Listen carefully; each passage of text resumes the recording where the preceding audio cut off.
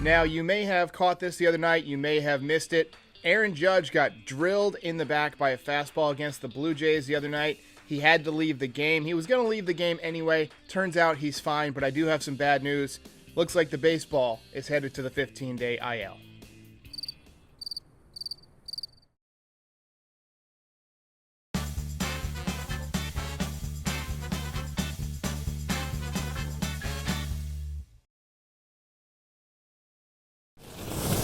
How's it going, everybody? I'm Derek. This is NYY Recaps. This is the first Yankees Gameday show of the year. If you're new to the channel, I create these about 3 to 5 times per week during the season. And it's always my favorite type of video to create because if you're watching it and if I'm making it, that means there's Yankees baseball today, which makes it a pretty good day. Quick tour, since I know a lot of you are new. We've added about 6,000 subscribers to the community since the season ended and the last time I did one of these shows for Game 5 of the Division Series. On the right-hand side of the screen, you'll always see recent highlights from recent Yankees games. You'll also see the topics that I'm planning to talk about in this episode. First topic, of course, is our fearless leader, Aaron Boone. Aaron Boone had that pacemaker procedure. He is actually checked out of the hospital. He is recovering.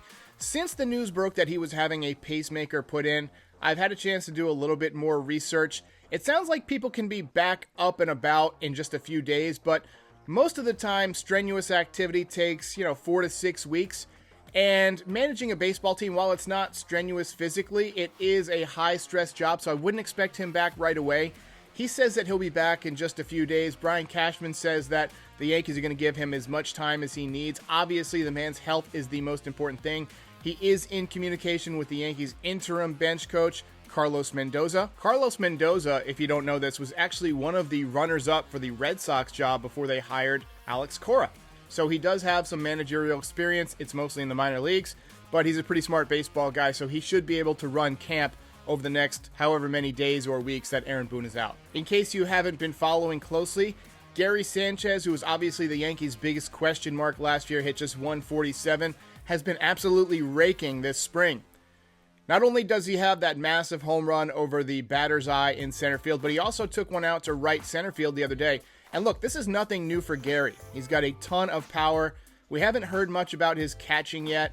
It's notable that he's been working with Garrett Cole. They're trying to make that relationship work. We haven't seen much out of Kyle Higashioka this spring, but one guy that's turning heads is Robinson Chirinos. Robinson Chirinos signed to a minor league deal to be a backup catcher. He actually hit a pinch hit home run off the bench the other night. He's worked with Garrett Cole in the past in Houston, so, possibly a job to keep your eye on. Maybe the Yankees are considering replacing Kyle Higashioka with Robinson Chirinos, but my guess is that Chirinos is there as a backup for the backup in case something happens to Kyle Higashioka. Aside from the Clark Schmidt injury, there really haven't been many injuries in Yankees camp. I'd say the health of the team is the primary story, but on a very close second is the number 2 and number 3 starters. That would be Jameson Taillon and Corey Kluber, whatever order you want to put them in. Taillon actually pitched first this spring. I thought he looked pretty good. He didn't throw many pitches. A few people are concerned with his velocity. Before he got injured in 2019, he was mostly 94, 95 average with the fastball. The other day, we mostly saw him at 91, 92. I think he threw 193 mile-an-hour fastball. He did showcase a very nice curveball. I'm not too concerned with his velocity because it has been a while since he's thrown to hitters. He's probably just kind of pacing himself so that he doesn't overdo it. You want to ease yourself back in when you're coming back from an injury. And also, it's not uncommon in spring for guys to work on their velocity. A lot of times guys show up, especially if they're coming back from an injury and their velocity is a little bit down, but it improves over time. But not always. James Paxton last year is a good example of how guys can try and force that velocity to come back and get hurt. But I don't think that Jameson Taillon needs to pitch at 94, 95 because he has really good command of the baseball. He's also got a really good breaking pitch. He's really tall. He's awkward to hit. He's got a new motion. It's going to take hitters a while to kind of figure him out. So I feel okay with his velocity right now. I think 93 is plenty for a guy like Jameson Taillon, who's a veteran pitcher. Another guy to keep your eye on is Corey Kluber. 2-time Cy Young Award winner, signed a 1-year, $11 million deal to kind of prove his worth in the major leagues. If he hadn't been hurt, he probably would have gotten $20 million. That's the type of pitcher he was. But he's a guy who is coming back from a couple of injuries. He's missed a lot of time over the past couple of years, threw just 1 inning last year. He already threw more than that this spring. He threw 2 innings in his debut. He threw 23 pitches, 15 strikes. And Brian Hoke, the Yankees beat writer, who you're all familiar with, said that he looked, quote, surgical. And to me, that's the best news I got all week. Now, we can't just praise the good and ignore the bad. The Yankees lost 15-0 yesterday, but Deivi Garcia was on the mound. He gave up 2 home runs in 2 innings, but most importantly, he said he felt good, so don't worry too much about the results, especially this early in camp. If you get towards the end of March and guys are still struggling, then maybe, it should raise some alarms, but I think the Yankees are going to be just fine. Spring training blowouts happen, and in Florida, where you're missing the second deck on these minor league ballparks, the wind can really be a factor and push more balls out of the ballpark. So you're going to see more home runs in spring training than you otherwise would. Another story that's worth keeping your eye on today, if you're watching the game, Domingo Hermann is on the mound. He's getting his first start in a Major League Baseball uniform since 2019. He actually missed all of last year because of the domestic violence suspension. Brian Cashman was actually in the newspaper yesterday and said that there are no promises for Domingo Hermann, that he's got to go out there and earn his spot. And look, he's got the stuff to do it. He's got that mid to upper 90s fastball. He's got a really good curveball.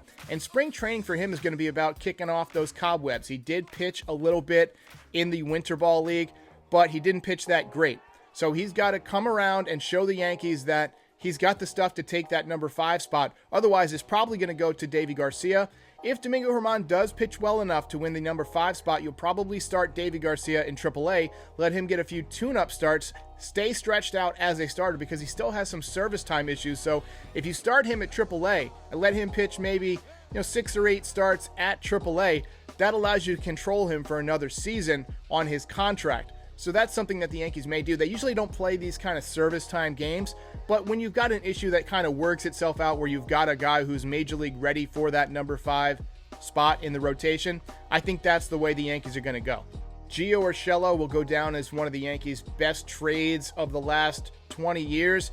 Brian Cashman picked him up for cash considerations. He's been nothing short of fantastic. He had bone spurs in his elbow and had off-season surgery. There was some doubt over whether or not he could be ready for opening day, but he did play 3 innings yesterday. He says that he feels 100%. I don't know if he's going to be on that timeline where he can be ready for opening day, but it sounds like he will be.